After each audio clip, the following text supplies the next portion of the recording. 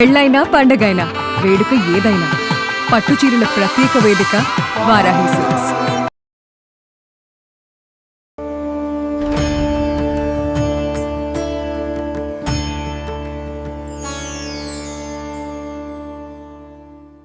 నమస్తే, welcome to Suman TV. నేను పద్మిని. ముందుగా ప్రేక్షకులకి వారాహి నవరాత్రుల శుభాకాంక్షలు. వారాహిదేవి కోరుకుంటే కొంగు బంగారం చేసేటటువంటి స్వరూపం అని మనందరికీ తెలిసినటువంటి విషయమే. అయితే వారాహి నవరాత్రుల్ని మరి ఎవరెవరు ఎలా చేసుకోవాలి, రోజు చదువుకోవాల్సినటువంటి స్తోత్రాలు ఏమిటి, పాటించాల్సినటువంటి నియమాలు ఏమిటి, ఇవన్నీ ఖచ్చితంగా మీలో ఎన్నో సందేహాలు ఉంటాయి. ఇవన్నీ నివృత్తి చేయడానికి ఈరోజు మనతో పాటు సిద్ధంగా ఉన్నారు మన అక్క స్రవంతి గారు. మాట్లాడదాం. అక్క నమస్తే. అక్క నమస్తే పద్మిని. వారాహి నవరాత్రుల శుభాకాంక్షలు అక్క. మీకు అందరికీ కూడా వారాహి అమ్మవారి అనుగ్రహం తప్పకుండా లభించాలని కోరుకుంటూ మాట్లాడుకో. ఏదో కరెక్ట్ పర్సన్ ఖచ్చితంగా. ఎందుకు అంటే వారాహి దేవిని ఎన్నో సంవత్సరాలుగా కొలుస్తూ ఉన్నారు. చక్కగా చాలా విశేషంగా పెద్ద పెద్ద క్షేత్రాల్లో కూడా మనం చేసుకున్నాం కదా. ఆషాఢ పూర్ణిమకి పూర్ణాహుతి చేసుకున్నాం 4 ఏళ్ల క్రితం. కాశీకి వెళ్ళాము, తర్వాత త్రిపురాంతకానికి వెళ్ళాము. Next year. అద్భుతం అక్క. సో మరి వారాహి దేవిని ఎలా పూజించుకోవాలి అంటే డే 1, డే 2, డే 3 అలా సపరేట్ గా 9 వీడియోస్ మనం ప్రేక్షకులకు అందిస్తే వాళ్ళకు ఉపయోగకరంగా ఉంటుందని నా భావన అక్క. ఒక రోజు ముందు వీడియోస్ అన్ని కూడా పబ్లిష్ చేయడం జరుగుతుంది. సో ఖచ్చితంగా ఈ వీడియో చూస్తే చక్కగా ఫాలో చేసేసుకోవచ్చు వాళ్ళు. ఏం పూజ చేసుకోవాలి, ఎలా దండం పెట్టుకోవాలి, ఇవన్నీ మరి మొదలు పెడదాం అక్క. తప్పకుండా అక్క. 7వ రోజు అమ్మవారిని ఏ నామంతో ఏ రూపంతో కొలుచుకోవాలక్క? ధనవారాహి దేవి అని కొలుచుకోవాలి. ధనము అనేది ఆవిడ చేతుల్లో ఉందా అంటే తప్పకుండా ఉంది. ఈ సంసారం అనే వ్యవసాయానికి జోడెద్దులు మనం అయితే గనక ఆ అవుట్పుట్ అనేది కరెక్ట్ గా రావాలి అనేది అమ్మవారి చేతుల్లో ఉంటుంది. మనం కొంచెం తిని మనం మిగుల్చుకుని అనేది చాలా ఇంపార్టెంట్. తినక ముందే మిగుల్చుకోవడం అనేది కూడా చాలా ఇంపార్టెంట్. జీతం రాగానే ఫస్ట్ ఒక 100 రూపాయలైనా సరే భగవంతునికి అర్పించి, తర్వాత మనం దాచి, నేను ఒకటే చెప్తా, 50,000 జీతం అయితే 40,000 అనే అనుకోండి. ఆ 10,000 దాచి మిగతా 40,000 కూడా జాగ్రత్తగా ఖర్చు పెట్టుకొని లాస్ట్ వచ్చే వరకల్లా మనం ఎంత దాస్తున్నాం అనేది గుర్తుపెట్టుకోవాలి. ఒక్కొక్కసారి అనిపిస్తుందమ్మా మేము దాచాం, ఈ నెల అయితే తెలుసా 30,000 డాక్టర్లకే ఖర్చు అయిపోయాయి అని చెప్తూ ఉంటారు. అట్లా చిన్న చిన్న వాటికి స్విచ్ వర్డ్స్ ఏమన్నా ఉన్నాయా, లేదు అంటే కనుక అసలు రూట్ కాజ్ ఏంటి? ఇప్పుడు మా చిన్నదానికి ఊరికి చిన్నప్పుడు 3 నెలలకు ఒకసారి, 6 నెలల పిల్లప్పుడు 1 మంత్కి ఒకసారి మోషన్స్ అయ్యేవి పద్మిని. ఏంటి అని అంటే ఈకోలి ఇన్ఫెక్షన్ అనేవారు అనమాట. ఒక్కసారి నేను చూసుకొని ఇది ఈకోలినే అని అనుకొని, ఇలా కాదని హోమియోపతి ఆయన దగ్గరికి వెళ్ళి ఆ మెడిసిన్ అడిగితే అక్కడితో స్టాప్ అయ్యాయి. అంటే ఎంత ఇన్సూరెన్స్ వాడి ఇచ్చినా మన టైం ఈజ్ మనీ కదా. మనం అంతా హాస్పిటల్లో ఉండడం పెద్దది, 5 సంవత్సరాల పిల్ల, ఎట్లా మనం ఇదంతా చేసుకుంటాం? అంటే ఏంటి అంటే మన ఇంట్లో ఏదన్నా అనారోగ్యం అనేది ఉంది అంటే దాని రూట్ కాజ్ ఏంటి అనేది చూసుకోవడం కూడా చాలా ఇంపార్టెంట్. అట్లా మనం ధనాన్ని మనం ఎట్లా కాపాడుకోవాలి. ఇంకొకటి, ఈజీ మనీకి వెళ్ళొద్దు ఎటువంటి పరిస్థితుల్లోనూ. మీకు ఎంత పెద్ద బ్యాంక్ అయినా నువ్వు 1,00,000 రూపాయలు పెడతావు అబ్బాయి, నీకు 60 పైసలు ఇస్తా అంటుంది. బ్యాంక్ వాడు 3 రూపాయలు ఇవ్వలేడా మనకి? అంటే ఏంటి? It's not possible.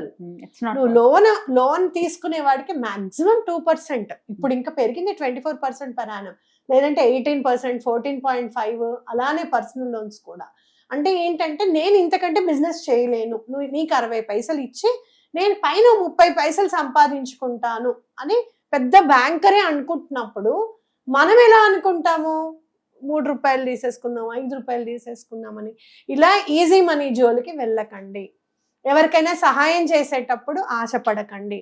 ఒకళ్ళ అవసరాన్ని జలగల్లాగా అదేమిటి స్ట్రా వేసుకొని వాడి రక్తం పీల్చేద్దామని అనుకోకండి. అది చాలా పొరపాటు. తిరిగి వస్తుంది అక్క కర్మ. తప్పకుండా రిటర్న్స్ ఎటువంటి పరిస్థితుల్లోనూ రిటర్న్ అవుతుంది.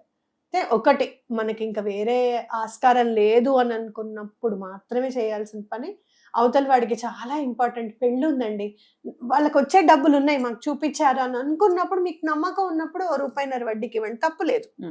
కానీ వాడు ఎలా కడతాడో వాడు చూద్దాం. 1,00,000కి 70,000, 80,000 కూడా కట్టేవాడు ఉన్నాడు. వాడి దగ్గర నుంచి తీసుకొని మనం రాజులైపోదాం అనుకోవడం చాలా పొరపాటు. అట్లా ధనానికి చాలా ఇంపార్టెంట్ ఇవ్వాలి, డిసిప్లైన్డ్గా ఉండాలనేది గుర్తుపెట్టుకోవాలి మనం. అద్భుతం.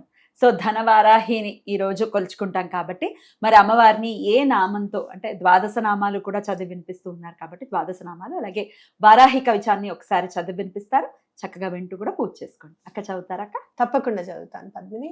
ఆ విఘ్నేశ్వరుడి పాద పద్మములకు నమస్కరిస్తూ మనం ఇప్పుడు వారాహి అమ్మవారి ద్వాదశ నామాలు చదువుకుందాం.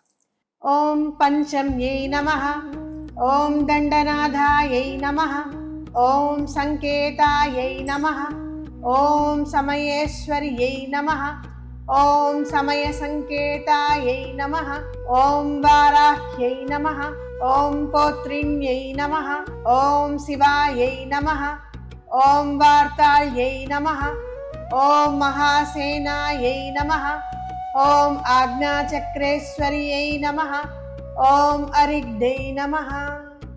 ఆ విఘ్నేశ్వరుడి పాదపద్మములకు నమస్కరిస్తూ మనం అమ్మవారి వారాహి కవచం చదువుకుందాం. అస్య శ్రీ వారాహి కవచస్య త్రిలోచన ఋషి అనుష్ఠుప్ ఛందః శ్రీ వారాహి దేవత. ఓం బీజం గ్లౌం శక్తి స్వాహేతి కీలకం మమ సర్వశత్రునాశనార్థే జపే వినియోగః. ధ్యానం ధ్యాత్వేంద్రనీలవర్ణాభాం చంద్ర సూర్యాగ్నిలోచనాం విధి విష్ణు హరేంద్రాది మాతృభైరవ సేవితాం జలన్మణి గణ ప్రోక్తమకుటామ విలంబితాం అస్త్రశస్త్రాణి సర్వాణి తత్తత్ కార్యోచితాని చ ఏతైః సమస్తైర్వివిధం బిభ్రతిం ముసలం హలం పాత్వా హింస్రాంగి కవచం భుక్తి ముక్తి ఫలప్రదం పటే త్రిసంధ్యం రక్షార్థాం ఘోరశత్రు నివృత్తిదం వార్తాళిమే శిరః పాతు గౌర్యాస్య ఫాలముత్తమం నేత్రే వరాహ వదనా పాతు కర్ణౌ తథాంజని घ्राणं मे रुन्धिनी पातु मुखं मे पातु जम्बिनी पातु मे मोहिनी जिह्वां स्तम्भिनी कण्ठमादरात् स्कन्दो मे पञ्चमी पातु भुजौ महिषवाहना सिंहरूढा करो पातु कुचो कृष्णमृगाञ्चिता नाभिं च शङ्किनी पातु पृष्ठदेशे त्रिचक्रिणी खड्गिनी पातु कट्यां मे मेढ्रं पातु च केधिनी